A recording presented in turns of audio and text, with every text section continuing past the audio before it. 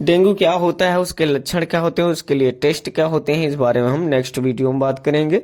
इस वीडियो में हम बात करेंगे जब किसी को डेंगू हो जाता है, जब मरीज डॉक्टर के पास जाता है तो डॉक्टर उसका इलाज कैसे करते हैं। देखिए, यहाँ हमें दो चीजें देखनी होती हैं।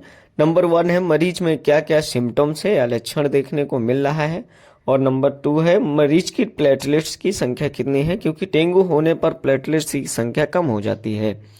और देखिए, वैसे तो डेंगू में देखने के लिए स्पेसिफिक मेडिसिन कोई नहीं होती है, क्योंकि डेंगू एक वायरल फीवर है जो कि वायरस के द्वारा होने वाली बीमारी है। वायरस के लिए कोई भी मेडिसिन काम नहीं करती है, लेकिन फिर भी यहाँ लक्षण के अनुसार मरीज को मेडिसिन दे देते हैं। यदि मरीज को भी बुखार है या फीवर होता है, यहाँ पर पैरासीटामोल टेबलेट को दे देते हैं, जिससे उसका भी बुखार कम हो जाता है। और यदि मरीज को उल्टियां हो रही हैं तो उल्टी की दवाई दे देते हैं, जैसे कि एमसेट हो गया, वोमिस्टॉप हो गया आदि। तो यहाँ पर कुछ दवाएं दी जाती हैं, और बहुत कुछ से लोगों को डायरिया या लूज मोशन हो जाता है, तो ऐसे में ओआरएस दिया जाता है। अब हम बात करते हैं फ्लूइड की। फ्लूइड मैनेजमेंट के बारे में, जब भी किसी को डेंगू हो जाता है तो ऐसे में कौन कौन से फ्लूइड या लिक्विड दिया जाता है। तो यहाँ पर हम दो तरह से लिक्विड दे सकते हैं। नंबर 1 है ओरल रिहाइड्रेशन ऑन थेरेपी, यानी कि मुंह से दिया जाने वाला लिक्विड। तो जब भी किसी मरीज को बहुत ज्यादा डिहाइड्रेशन यानी कि पानी की कमी हो जाती है, तो चाहे उल्टियां के कारण हो या दस्त के कारण हो, तो ऐसे में पेशेंट को ओआरएस दिया जाता है। सेकंड है आईवी फ्लूइड, जिसे हम आम भाषा में बोतल भी बोल सकते हैं, कि मरीज को बोतल चढ़ाई जाती है। तो ऐसे में 0.9% सलाइन और रिंगल लाइट्रेट सोल्यूशन पेशेंट को दिया जाता है। तो ऐसा हम तब करते हैं जब पेशेंट को एचटीसी यानी हिमेटोक्रिट बढ़ जाता है। हिमेटोक्रिट क्या होता है, देखिए, जो हमारा ब्लड होता है उसमें जो आरबीसी की संख्या पाई जाती है उसे हम हिमेटोक्रिट बोलते हैं। तो जब भी पेशेंट के आरबीसी की संख्या बढ़ जाती है तो उससे पेशेंट के शरीर में आईवी फ्लूइड की मात्रा कम हो जाती है, यानी कि पानी की कमी हो जाती है। पेशेंट को आईवी फ्लूइड या बोतल चढ़ाई जाती है, या फिर मरीज को बहुत ज्यादा उल्टियां होती हैं, बहुत ज्यादा डायरिया हो जाता है, ऐसे में भी मरीज को बोतल चढ़ाई जाती है।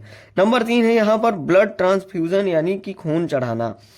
तो जब भी किसी पेशेंट की कंडीशन बहुत ज्यादा सीवियर हो जाती है, उसके अंदर इंटरनल ब्लीडिंग स्टार्ट हो जाती है। देखिए, जब भी हमारी ब्लड बॉडी में प्लेटलेट्स की संख्या काफी कम हो जाती है, तो हमारी बॉडी में खून अंदर बहना शुरू हो जाता है। तो ऐसे में पेशेंट को ब्लड या प्लेटलेट्स की भी चढ़ाया जाता है। देखिए, यहाँ पर जो हमने ट्रीटमेंट की बात की है वो केवल एक सिम्टोमेटिक ट्रीटमेंट है, यानी कि यहाँ पर मरीज के लक्षण को ठीक किया जाता है। मरीज का जो डेंगू है या उसकी प्लेटलेट कम हो गई है वो ठीक नहीं होती है, उसके लिए हम मरीज को नेचुरल चीजें देते हैं, जैसे कि पपीता, गिलोय, कीवी।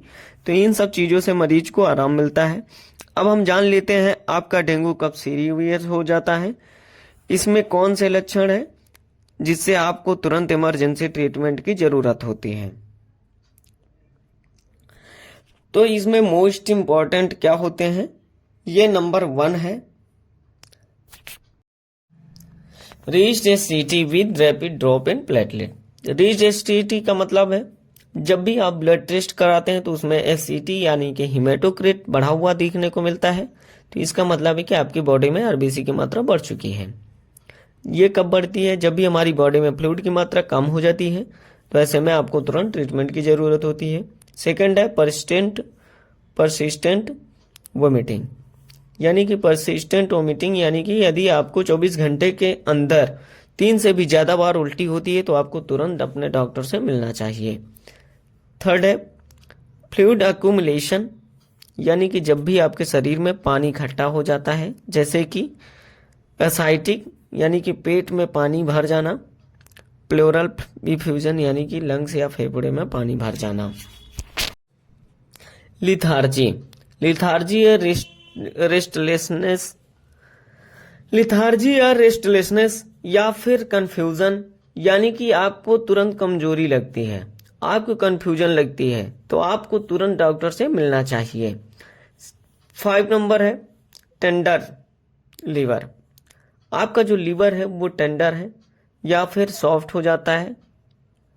एनी एब्डोमिनल पेन, यानी आपको पेट में बहुत ज्यादा दर्द हो रहा है, म्यूकोसल ब्लीड यानी कि आपके मसूड़ों में खून आता है। तो ये सब ऐसे कंडीशन है जिसमें आपको तुरंत डॉक्टर से मिलना चाहिए, अपने फैमिली डॉक्टर से ट्रीटमेंट लेना चाहिए। तो यहाँ पे हमने बात की है डेंगू के treatment. So be careful. Thank you very much.